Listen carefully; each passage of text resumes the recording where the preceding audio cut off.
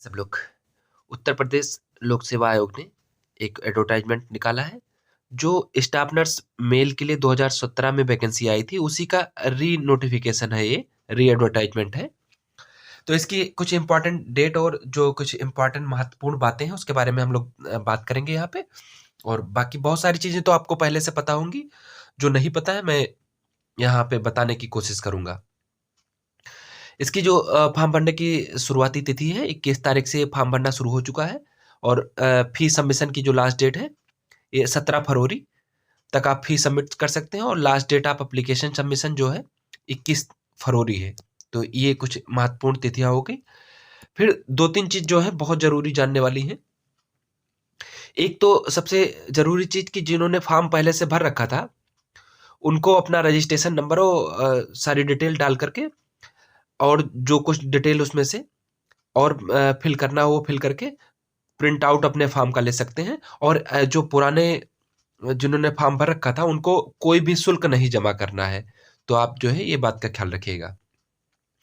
जिन व्यक्तियों को अपना रजिस्ट्रेशन नंबर नहीं पता है तो उसी जो जहाँ पे आप यूपीपीएससी की जब साइट खोलेंगे तो राइट साइड कॉर्नर में नीचे के साइड में एक आता है नो योर रजिस्ट्रेशन नंबर करके एक ऑप्शन आता है। तो वहां पे क्लिक करके अपना रजिस्ट्रेशन नंबर जान सकते हैं। तो ये तो हो गई जिन्होंने पहले से फॉर्म भर रखा था। लेकिन कुछ लोग जो हैं ओवर एज हो गए थे उस डेट में, तो वो डिमांड हुई थी, उसी चक्कर में जो है फिर से नोटिफिकेशन निकाला गया है। तो उनके बारे में हम लोग बात करते हैं। अब सबसे बड़ी चीज जो दो चीज है कि जो पुरानी नोटिफिकेशन निकली थी उसकी अंतिम तिथि थी 20 मार्च 2017।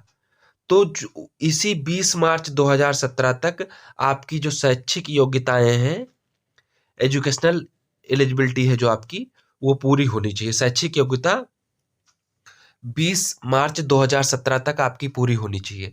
दूसरी जो एक बहुत महत्वपूर्ण बात है कि आपकी जो आयु की गणना होगी 1 जुलाई 2017 को 21 से लेकर 40 वर्ष के बीच में होनी चाहिए। तो दो ये महत्वपूर्ण बातें हो गई कि आपकी आयु की गणना 1 जुलाई 2017 को 21 से लेकर 40 के बीच में होनी चाहिए। और आपकी शैक्षिक योग्यताएं जो है 20 मार्च 2017 तक कंप्लीट होनी चाहिए। तो ये जो है दो डिटेल हो गई। बाकी हम लोग बात करते हैं जो नए सिरे से जिनको फॉर्म भरना है। 3 स्टेप में फॉर्म भरा जाता है। आप यूपीएससी की साइट पे जाकर के क्लिक करेंगे और 3 स्टेप में फॉर्म भरा जाएगा। पहले स्टेप में आप करेंगे ये कि अपनी सारी डिटेल जो है फिल करके और उसके बाद में अगर कुछ गलती हुई है तो एडिट करेंगे, और अदरवाइज अगर गलती नहीं हुई है तो आप सबमिट करेंगे। और सबमिट करके आपको रजिस्ट्रेशन स्लिप जो है एक मिलेगी, तो उसको प्रिंट कर लेना है आपको, आगे आपके काम आएगी। तो पहला स्टेज तो ये हो गया। सेकंड स्टेज जो होता है फी पेमेंट का होता है। तो फी पेमेंट आप किसी भी मोड में कर सकते हैं, नेट बैंकिंग और जो है कार्ड पेमेंट से कर सकते हैं, या यूपीआई या और किसी मोड से चालान बनवा सकते हैं। कैसे भी कर सकते हैं, आप जैसा करना चाहे कर सकते हैं। ठीक है, पेमेंट हो गया ये।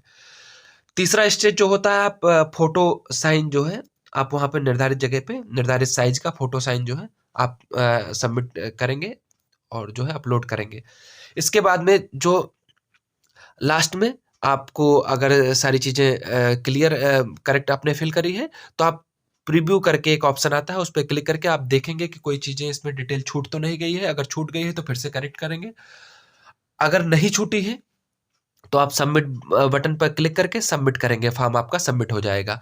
जो इसकी फीस है जनरल कैंडिडेट के लिए और ईडब्ल्यूएस और ओबीसी के लिए जो फी है 100 रुपये है प्लस 25 रुपये बैंक चार्ज है। तो 125 रुपये आपको पड़ने वाला है। बाकी कैटेगरी वाइज जो फीस कम है तो आप देख लीजिएगा कैसे आपको किस कैटेगरी के तहत आपको फी पेमेंट करना है। फिर आता है मॉडिफिकेशन का नंबर। तो अगर आपको कोई मॉडिफिकेशन करना है, माइनर डिटेल अगर कोई चेंज करनी है बहुत छोटी मोटी, तो आप एक बार चेंज कर सकते हैं।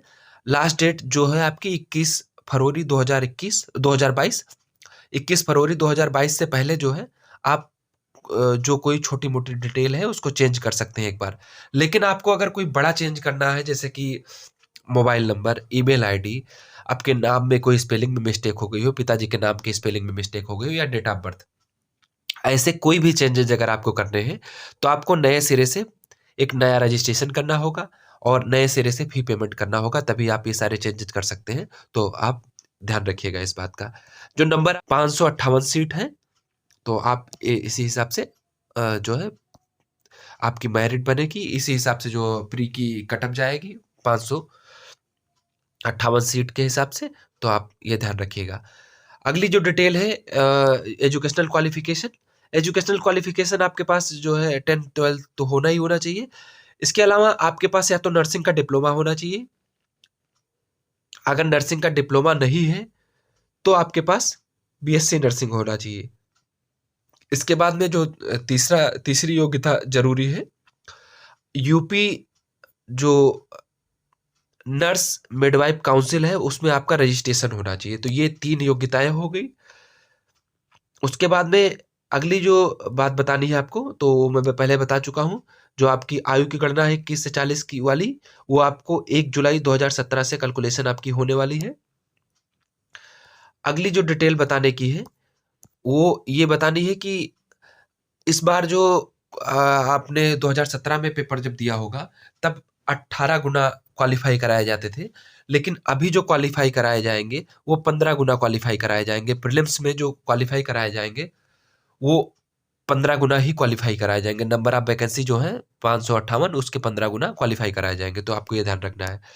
प्लस जो है 0.33 का जो है नेगेटिव मार्किंग है, 1/3 का नेगेटिव मार्किंग है। तो ये सारी जो है डिटेल रही, और बाकी अगर कोई जानकारी रह गई हो तो आप मुझसे कमेंट बॉक्स में आके पूछ सकते हैं। बाकी यूपीपीएससी का फॉर्म भरने में बहुत आसानी से भर जाता है। कोई उसमें स्मूथली कोई उसमें बड़ी बात नहीं है, तो आपको ज़्यादा परेशानी नहीं होगी। लेकिन फिर भी अगर कोई दिक्कत है तो आप मुझसे आकर के कमेंट बॉक्स में पूछ सकते हैं सारी डिटेल। मैं हेल्प करने की कोशिश करूँगा। तो ये छोटी सी डिटेल रही। बाकी अपना ख्याल रखिए। Thanks for watching.